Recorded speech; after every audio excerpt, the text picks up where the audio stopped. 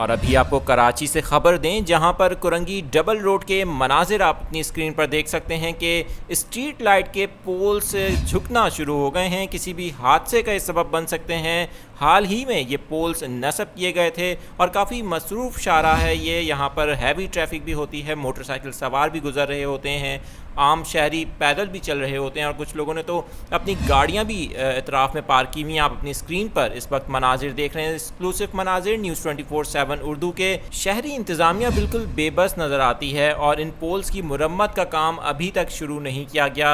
ऐसा लग रहा है जैसे किसी हादसे का इंतज़ार किया जा रहा है। ये पोल्स काफ़ी ज़्यादा तादाद में इस वक्त लगे हुए हैं इस रोड के ऊपर और इनकी हालत ऐसी है कि अब ये झुकना शुरू हो गए हैं और किसी भी नाखुशगवार हादसे का सबब बन सकते हैं।